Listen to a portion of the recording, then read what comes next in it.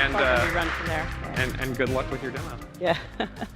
So yes, this is truly going to be an edge experience. So first, I'm going to talk a little bit about what we did and how we got to there.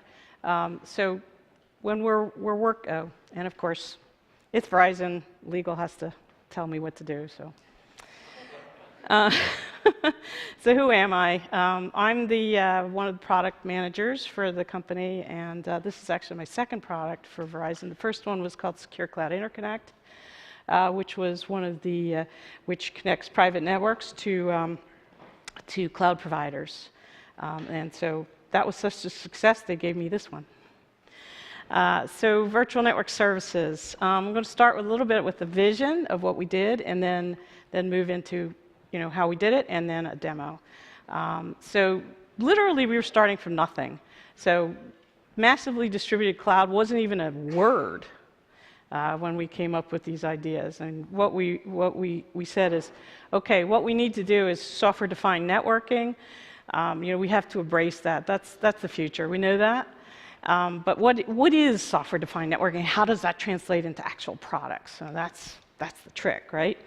And what we've discovered over this last year and a half journey is that there's a couple key elements that really need to make it work. And I'm looking for this group here to really help forward these elements. So one of them I know that has been mentioned earlier is orchestration. Orchestration is key, but it's not just orchestration within the within the data center. Orchestration across the network. I mean, that's much harder. I mean, latency becomes a serious problem when you have your core information sitting in a data center in Texas, and you're trying to deploy out to an edge device in Sydney, Australia. So there's some physics involved, and we need to address those types of issues.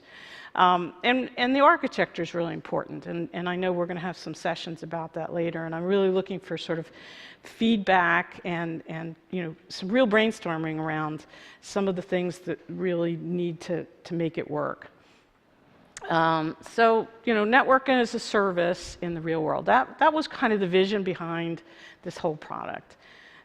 So we started, and so this is a diagram I did about just close to a year and a half ago, which was kind of sell internally. Okay, this is what we want to do. So we wanted to be any network, any location, and connect a variety of network services. I like to think of it as a portfolio. So we have to figure out how to do that. So this is my little diagram. I did. Got to start at the back of the napkin, or actually in this case a notebook, and that got turned into reality. So this is actually the basic architecture behind the service. So zero-touch provisioning, essential, a really good portal experience, which we're going to do a demo in a few minutes. And of course the orchestration. All of those elements come together to really deliver these services. Conceptually, we want to be able to stand up a service in the cloud and also stand up the same service out at a customer's edge. I like to say the cloud providers have it easy. They don't have to deal with the network. So what we did is we did universal CP using OpenStack, and we crammed it cloud in a box, right? So we use Kubernetes to, actually we didn't use Kubernetes, we used Docker to get that small footprint. Again, these boxes out at the edge are going to be small, and they're getting smaller. Right now, we don't do it in a Internet of Things box or device, but that's where we're going with this. So obviously it has to be really light footprint. And right now, OpenStack, we did manage to cram it down to one core, but even smaller would be, that's a goal. And you have to decide, well, what is out at the edge and what is back in the core, and how do they talk to each other? Particularly around, again, latency is a problem if you're sitting in the middle of the ocean and you have a device sitting on a ship. And then we also built the hosted network services platform, which is locations around the globe that have the same elements. So that allows us to use orchestration tools in both locations, and give that valuable customer experience that it has to be the same in all locations. Orchestration, it's all about it. So this is a quick diagram of what we use. We use the Ericsson's Cloud Manager in combination with Avda's connector out at the edge, and then some special sauce that we did in between to put them all together. And we also, based on APIs, the idea is that we will expose some APIs to our customers who are asking to be able to access the information, the reporting on their own systems. So here's just a diagram of the workflow. And by the way, guys, this is not easy stuff. There's a whole lot of complexity to operationalize this. It's not just the technology. It's just working with all the operations people to get all this stuff to work. Just explaining the basics of cloud computing to operations people that aren't used to this is a challenge, right? I ended up doing about 50 hours of training to the operations people just to get the idea of what this product was about. So here I'm going to do a quick product overview, and then we're going to go into the demo. So the product is, I like to think of it as a portfolio. So we ended up going with name brands, so all the traditional brands that you're familiar with. That was actually a challenge in itself, talking to all the vendors and explaining what we were doing and getting them on board. OpenStack did help.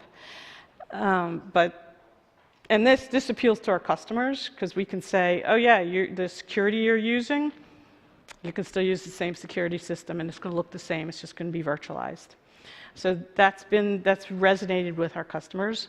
And as you can see, it's a framework that allows us to add additional services over time. So we're in the process of rolling out a unified communications platform on this, and I know there's other platforms in the future. And since we've built this platform, there's a way to literally create a marketplace for our vendors going forward.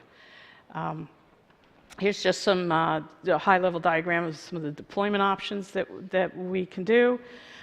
So we have it out at the customer site. We have the hosted location. We have customer data centers.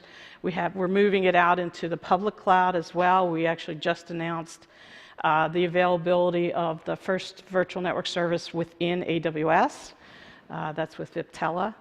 And there will be more coming. So really, we are smearing our services across all the different possible ways you can do it. So here's some pretty pictures, and now we are going to move to the WebEx magic up there.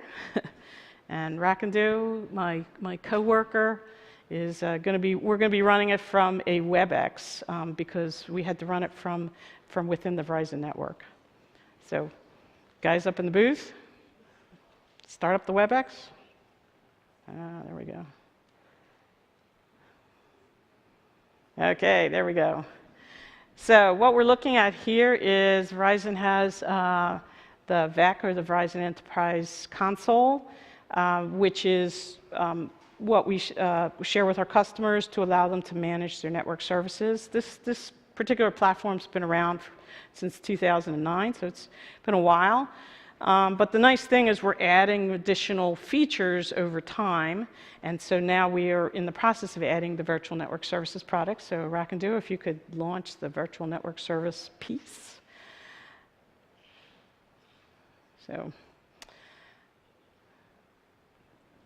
So here we're coming into the, and by the way, guys, this is live. This is really live. So we like to live on the edge. So what we are looking at here is the home page. As you can see in the corner, it says you can add widgets, so you can modify this to your choice. I'm not going to make any changes now. But let's, so it shows what services are available. This particular one has one showing. But as you can see, you can drill down. So if you could click on the, I think if you click on that, it does show. Yep. So we're drilling down into the service here, so you can see what's on there. So it looks like it's security and so this is a universal CP. So this is actually a box, and it has Fortinet security and what's the other thing? It's hard for me to read. And it says what the service package is. So as you can see, it's complete. So what we sell to our customers is core, essential, core, and complete. So that's a set of features, so they don't have to always buy everything. And then the capacity level is set to small, and it goes. So small starts at 10 megabits per second, and it goes all the way up to 2 gigabits. And again, so you can match it to the connectivity of the product. Resource allocation, let's go into that. So you can see this box, has the Fortinet on it. So that's using the CPU, so you have information about, what's going on with all of your boxes. This happens to be just one, but you can really drill down into the details here. There's also health, right? So it shows how it's, so this shows that the CPU utilization, and so again, it gives you real-time feedback about what's going on. And as you can see, orchestration and rules, that's coming. But right now, this is mostly reporting. You have a way of setting up alerts, so you can add alerts and you can track your orders. So yeah, I don't think that actually has any orders in there. Oh, it does. Okay, good. So this is just showing all the different orders that are in process in this system. And you can see it has all the different information about that. So one of the things we do is we want to make sure that if you place an order, that it will actually fit on the box. So this is a way so we do a mechanism that validates that there's enough room, and if there isn't, we can ship another box on the edge.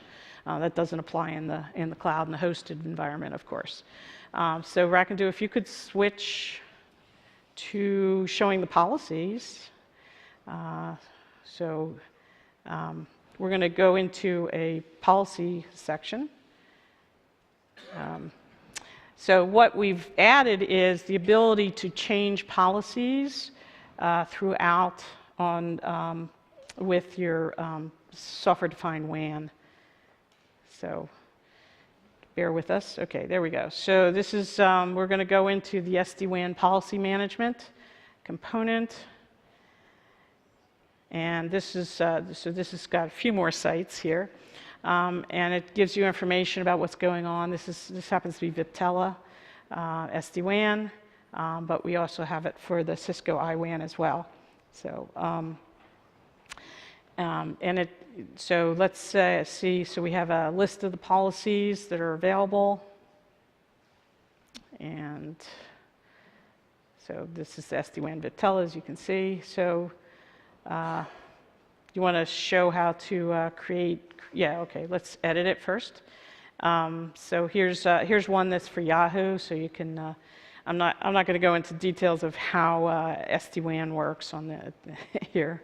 But you can go through and you can pick which applications and then give them weighting and also which path they'll go through to optimize the performance. So this is all policy management. It all can be done from this console, the Verizon Enterprise Console. So here we're adding one. You can create groups. And now all of these will go out to your specified locations. So you might put it in 20 locations or 50 or 100. You might put it in half of the locations. Really, this policy is very flexible, and this is all done from here. So with that, so let's say we have an update here. So, and there we go. We have updated the policy. Yay! So with that, I thank you. And just a just a couple closing comments. I really am happy to be here. I think this is a fantastic opportunity for us to really dig into what's needed to really do edge computing right. I'm really glad that, unlike I lived through the beginning of OpenStack, where it was a bunch of developers, and I remember showing up at the first conference and saying, "Oh, I'm a user. Where's the documentation?" And so this is a great start. Just getting the users, getting the developers in one room to begin with. So with that, another thing is my manager said, please work on defining some metrics. So that's my plug. Excellent. So Jonathan, with